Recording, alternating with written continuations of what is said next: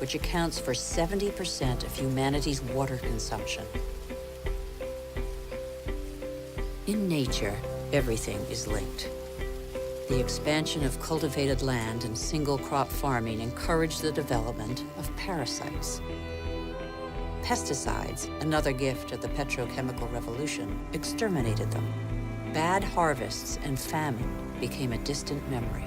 The biggest headache now was what to do with the surpluses engendered by modern agriculture.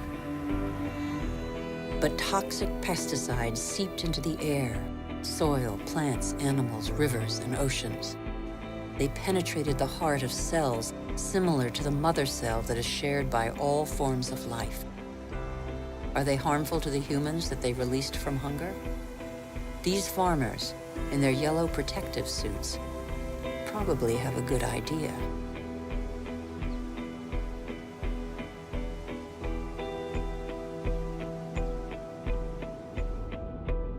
Then came fertilizers, another petrochemical discovery. They produced unprecedented results on plots of land thus far ignored.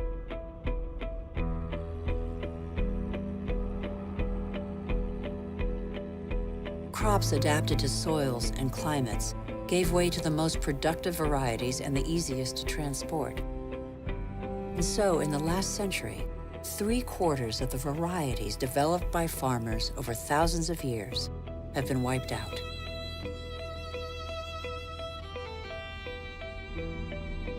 As far as the eye can see, fertilizer below, plastic on top.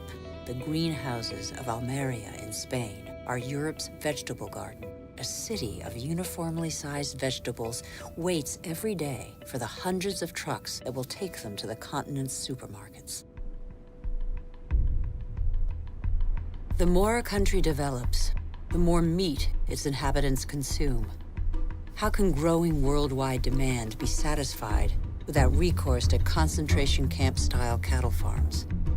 Faster and faster. Like the life cycle of livestock, which may never see a meadow, manufacturing meat faster than the animal has become a daily routine. In these vast food lots trampled by millions of cattle, not a blade of grass grows.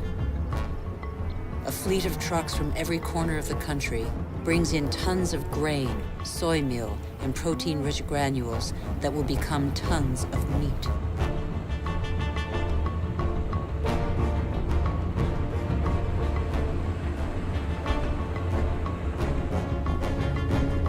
The result is that it takes 100 liters of water to produce 1 kilogram of potatoes, 4,000 liters for 1 kilo of rice, and 13,000 liters for 1 kilo of beef, not to mention the oil guzzled in the production process and transport.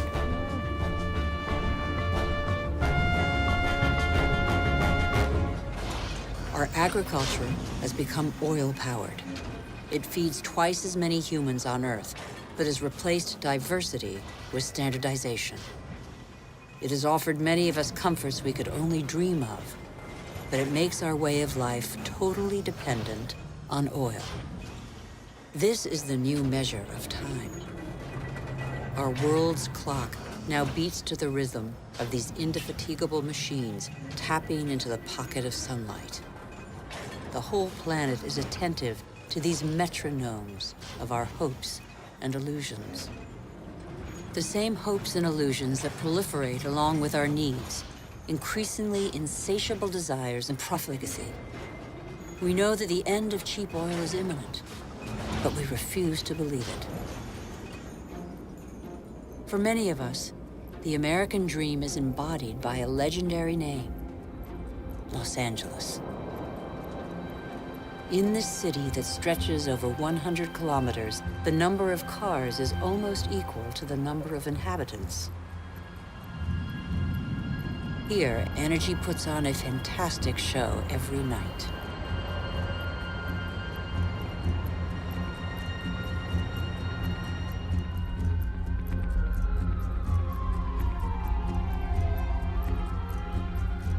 The days seem to be no more than the pale reflection of nights that turn the city into a starry sky.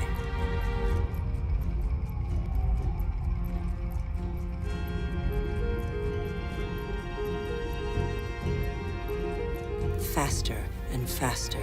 Distances are no longer counted in miles, but in minutes. The automobile shapes new suburbs where every home is a castle, a safe distance from the asphyxiated city centers, and where neat rows of houses huddle around dead-end streets.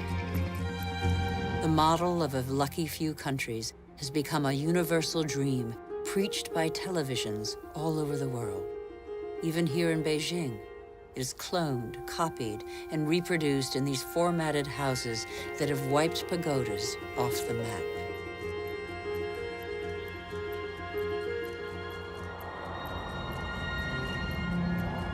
The automobile has become the symbol of comfort and progress. If this model were followed by every society, the planet wouldn't have 900 million vehicles as it does today, but 5 billion.